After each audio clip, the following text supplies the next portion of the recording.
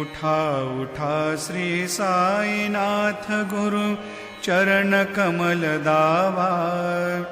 आधि व्याधि भवताप वारुनी तारा जड जीवा। भक्त मनी सद्भाव धरोनी जे तुम्हानुसरले। ध्यायास्तवते दर्शन तुमचे द्वारी उभे ठेले। ध्यानस्था तुम्हास पाहुनी मन मुचे धाले। परित्वद वचनामृत प्राशायाते आतुर झाले। उघडोनी नेत्र कमला दीनबंधु रमाकांता। पाहि बा कृपा दृष्टि बा